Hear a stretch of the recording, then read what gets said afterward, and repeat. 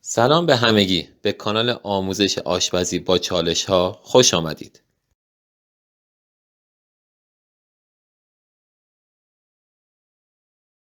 خوردن سوپ اسفناج با شیر و خامه واقعا یه تجربه خوبیه. پس اگه میخواید در این تجربه سهیم باشید، این ویدیو رو حتما ببینید.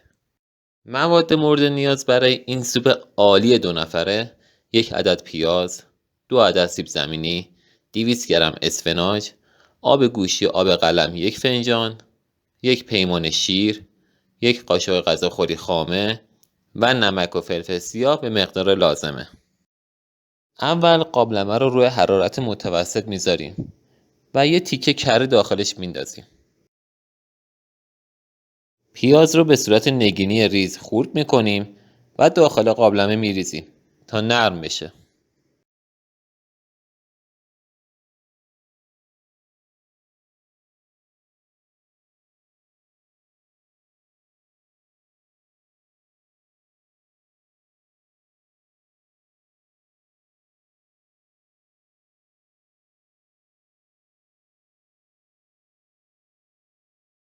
بعد سیب زمینی ها رو مثل پیاز خورد میکنیم و بعد از 5 دقیقه داخل قابلمه میریزیم و با پیازها تفت میدیم.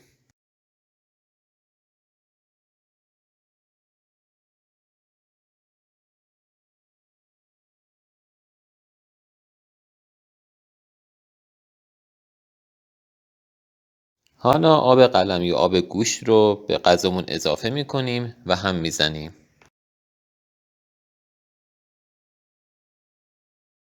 10 دقیقه بعد از به قل افتادن غذامون یه پیمونه شیر رو میریزیم.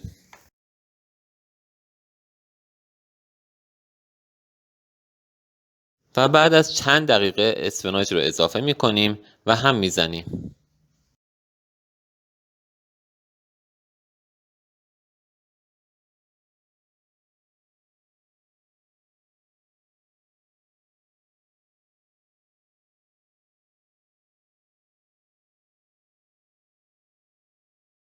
خب حالا سوپمون آماده است برای میکس کردن تا چهره سوپمون متفاوت بشه.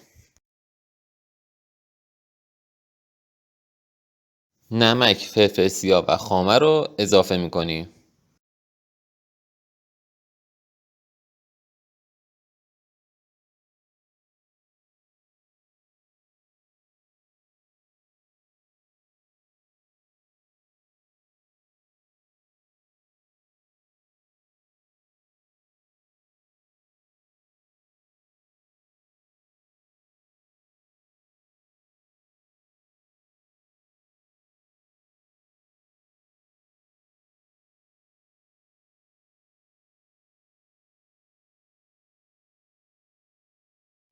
به به و اینک نوش جان.